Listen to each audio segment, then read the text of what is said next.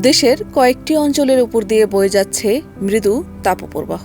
গরমে হাঁসফাঁস করা জনজীবনের মধ্যেই কিছুটা স্বস্তির বার্তা দিয়েছে আবহাওয়া অধিদপ্তর। দেশের ৩ বিভাগের উপর দিয়ে দমকা কিংবা ঝোড়ো হাওয়া সহ বৃষ্টি ও বজ্রবৃষ্টির সম্ভাবনার কথা জানিয়েছে সংস্থাটি। একই সঙ্গে কোথাও কোথাও ভারী বর্ষণেরও আভাস রয়েছে। ২০ মে দেশের অভ্যন্তরীণ নদীবন্দরের জন্য প্রকাশিত পূর্বাভাসে এসব তথ্য জানানো হয়েছে।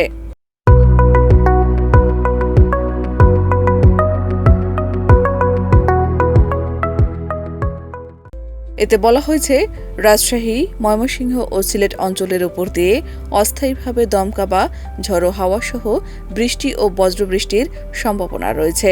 একই সঙ্গে পশ্চিম বা উত্তর পশ্চিম দিক থেকে ঘণ্টায় ৪৫ থেকে ৬০ কিলোমিটার বেগে অস্থায়ীভাবে দমকা বা ঝড়ো হাওয়া বয়ে যেতে পারে। এ পরিস্থিতিতে নদীবন্দরগুলোকে ১ নম্বর সতর্ক সংকেত দেখাতে বলা হয়েছে। অন্যদিকে আবহাওয়ার আরেক পূর্বাভাসে বলা হয়েছে, ময়মনসিংহ ও সিলেট বিভাগের অনেক জায়গায় এবং রংপুর, রাজশাহী, ঢাকা, খুলনা, বরিশাল ও চট্টগ্রাম বিভাগের কিছু কিছু জায়গায় অস্থায়ীভাবে দমকা বা ঝোড়ো হাওয়া সহ হালকা থেকে মাঝারি ধরনের বৃষ্টি কিংবা বজ্রবৃষ্টি হতে পারে।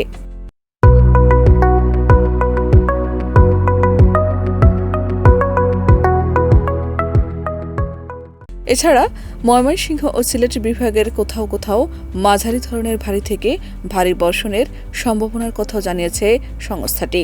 এছাড়া নোয়াখালী, খুলনা, বাগেরহাট ও যশোর জেলার উপর দিয়ে বয়ে যাওয়া মৃদু তাপপ্রবাহ অব্যাহত থাকতে পারে।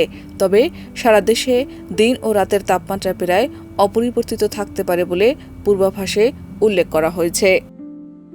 শাহনাজ পারভীন, দেশ রূপান্তর।